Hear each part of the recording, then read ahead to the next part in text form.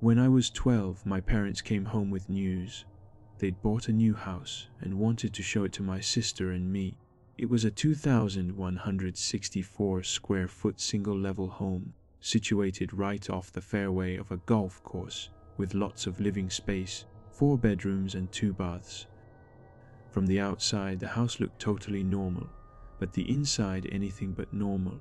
The living room and dining room were entirely baby blue, carpet, walls, mantel, curtains, and even the large white granite fireplace had baby blue paint on it. The family room had the largest floral print I'd ever seen in my life, with matching curtains. We're talking blooms 2 feet wide. Every room had an outlandishly done theme. I thought my parents were crazy, but when we got to the bedrooms, I started to cry, refusing to live there. Every single bedroom door had a double keyed deadbolt on it, the kind that can only be opened or locked with a key from either side of the door. I argued that the person who had been living there before was crazy. My parents assured me it was just a woman who'd won the house in a divorce and let it fall into foreclosure. They promised they would renovate the entire place and replace all of those creepy bedroom doors. It took months for the house to be fully renovated, and as promised, it was a normal home again, though there were still tiny flecks of baby blue paint left on the rough granite fireplace. Thinking back, I can understand why my parents looked past its eccentricity. It was a very nice house with a good floor plan. Still, I'm in full agreement with 13-year-old me. Those deadbolts were a bad sign my parents should have heeded. My parents ended up splitting up a few months later, so it was just my mom, my sister, and me living there. And me. I thought the house was haunted. At night, I would hear footsteps starting at the back end of the hall, right where my mom's bedroom was, and they'd make their way down to my room at the front of the house. The first time I heard them, I turned my light on and stared at the ceiling. There was nothing there, except a tiny hole right above my bed. I started staying awake at night, reading, until I heard the footsteps start. Then I'd just glare up at the tiny hole, wondering whether it was even big enough for someone to peer down into the room, back at me. Out of curiosity, I checked the other rooms, and sure enough, they all had holes in the ceilings too. Because things were so turbulent with my parents' divorce, I never said anything about it. The 3 of us were already fighting all the time anyway, as our belongings kept mysteriously ending up in each other's rooms. I'd find things of my mom's or sister's in my room and be accused of stealing them, when I had no idea how they got there. Same thing happened with my stuff. That definitely added to the tension in the house, though I did try pointing out that there was something wrong with it. My mom just got mad. Worse yet, one night during dinner, my mom found pins in her mashed potatoes just as she was about to take a bite. She accused my sister and me of trying to kill her. But honestly, I don't know how the pins got in there. The hole in the ceiling, maybe, I don't know. Things got a lot more turbulent after that. One day after 3 years of living there, I came home from school and sat down in the breakfast nook to do my homework as usual. I'd barely started when I noticed that the room smelled very strongly of Old Spice, a cologne my dad never used, and it had literally been 3 years since a man stepped foot in the house. In fear, I grabbed my homework, went straight out the nearby sliding glass door, and did my homework on the porch in the backyard, confident that golfers would be passing by as I worked. My sister came home about an hour later, and I rushed back into the house to tell her what I had experienced. We stood in the breakfast nook for a few minutes, sniffing the air, but nothing was there. She dismissed it as my imagination, but I didn't imagine it. Another unusual scent was the occasional odor, reminiscent of something decaying, that would waft through the kitchen on warmer days. My mom would joke, rather darkly, that it was probably the prior owner, explaining that she had disappeared a few months after her divorce had finalized. I knew that last part wasn't a joke, as we had been receiving her mail for years, writing, "No longer at this address," and sticking it back in the mailbox. Sometimes, I wonder if my mom was only half joking and really thought the prior owner was under the house. Other times, I wonder if the smell was something else entirely. Once my sister moved out to go to college. It was just my mom and me. Eventually, she decided the house was too big for the two of us, and we moved into a smaller home after living there for 5 years. So, to recap: missing prior owner, deadbolts on the bedroom doors, footsteps walking above all the bedrooms at night, tiny holes in the ceiling, missing or mysteriously misplaced items, the smell of men's cologne, and the occasional smell of rot. Teen me thought the house was haunted. And that's what I told my friends and boyfriends when I confided the story about the house. That's what footsteps are in the attic, right? It was about 4 years after we'd moved out of that house when the three of us went out to dinner along with my sister and my boyfriend. We were in the middle of dinner when my boyfriend, at the time trying to make conversation, mentioned that I had told him about how we'd all lived in a haunted house. I was super embarrassed. My mom and sister were puzzled, so I explained that I'd heard footsteps at night. My sister, shocked, said that she'd heard them too, walking up and down the length of the bedrooms. As we were talking about the missing things and confirming that we hadn't really stolen anything, and recalling the afternoon I'd smelled cologne, we realized that our mom was frozen white as a sheet. We asked her what was wrong, and she explained. Apparently, when the contractor was renovating the house, he'd gone up into the attic to check things out and found an old mattress, empty wine bottles, some holding candles, and a bunch of trash up there, as if someone had been living in the attic. My mom said they cleared it all out, and she decided not to tell either my sister or me because we were already dead set against the house. Since then, I have 1,000 unanswered questions. Did someone make their way back up there after the renovation was done? Were they the cause of the footsteps at night? Were they coming down into the house while we were all away, at work, school, or moving things around, causing trouble? Was that why I smelled cologne so strongly that one day? Were they still in the house? Did they drop pins through a ceiling hole into my mom's food, scaring us all? Was the rotting smell the prior owner under the house? Or was it the smell of their waste in the attic? Were they the prior owner, or the reason why the prior owner had put deadbolts on all the doors and eventually disappeared? We'll never know because we didn't talk about it. We were too busy fighting and not talking about what we were hearing at night.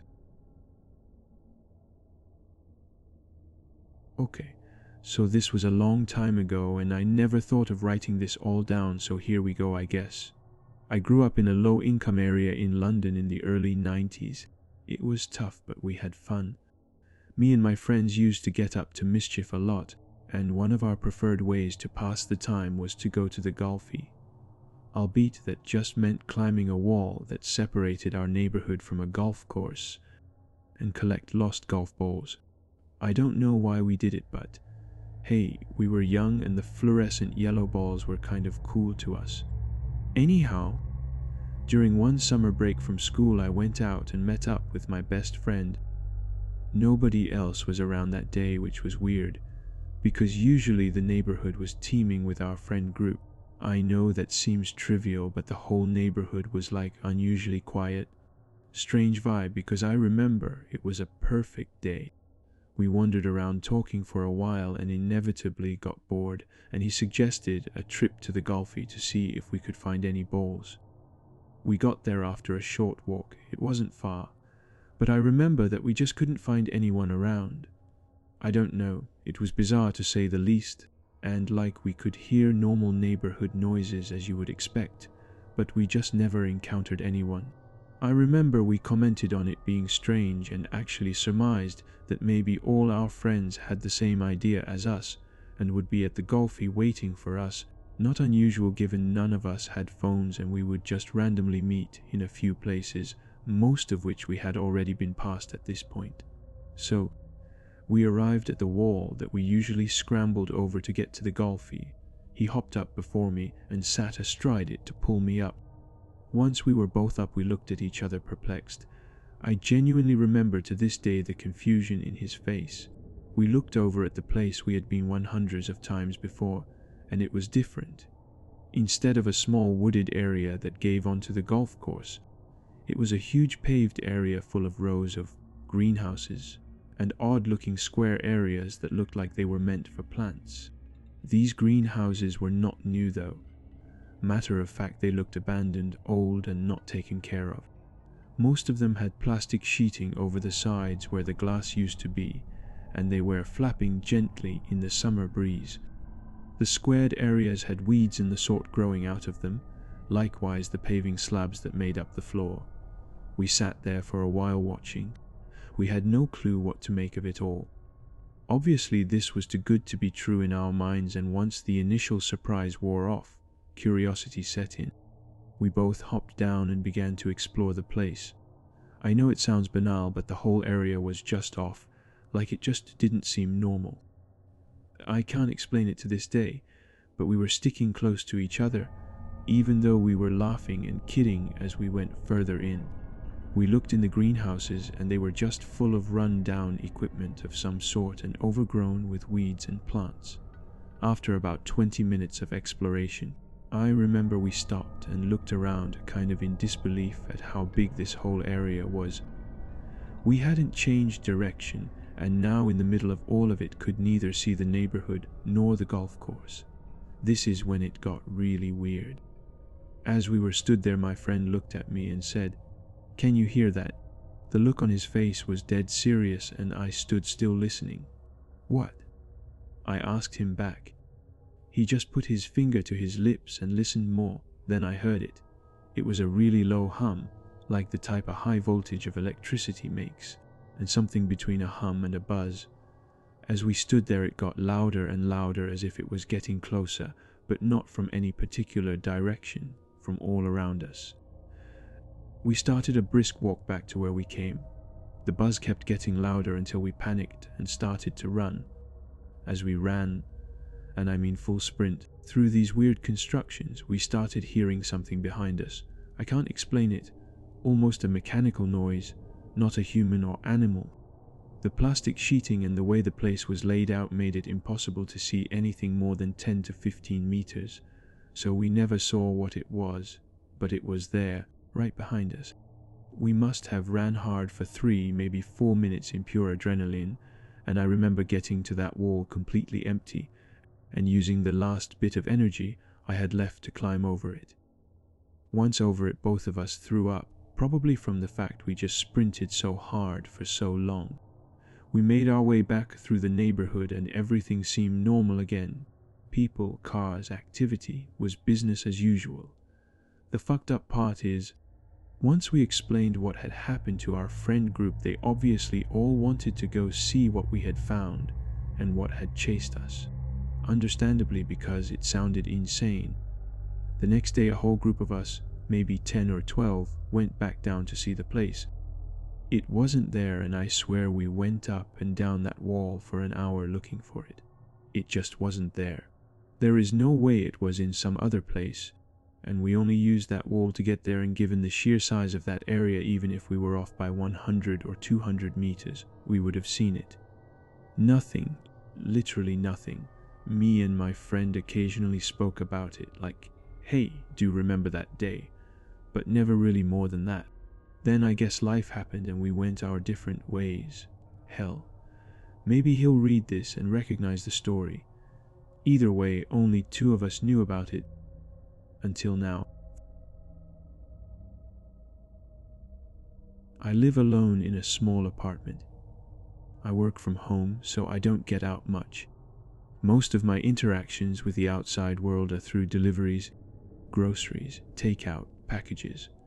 It's convenient, but it also means I rely on strangers coming to my door. There's this one delivery driver, though, who started to make me uneasy. He's always the same guy. Older, with a thin, almost gaunt face and eyes that seem to linger a little too long. He never says much. Just a curt message and then he's gone. It started with small things. He'd occasionally make a comment about something he saw through my window, like, "Nice view of the park," or "You have a lot of plants." Harmless enough, but it felt intrusive.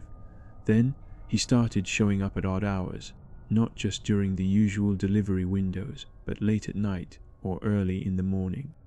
He'd claim it was a rescheduled delivery or a system error, but it always seemed to coincide with when I was alone. One time, he brought a package that I hadn't ordered. I told him that there must be a mistake, but he insisted that it was for me, that it had my name and address on it. I reluctantly took it, and when I opened it, it was just a small unmarked box, nothing inside. That night I started noticing things, small things, like a light flickering that I hadn't noticed before, or a faint scratching sound coming from the hallway. I tried to convince myself it was just my imagination, but the feeling of being watched was overwhelming. I started checking my security cameras more frequently.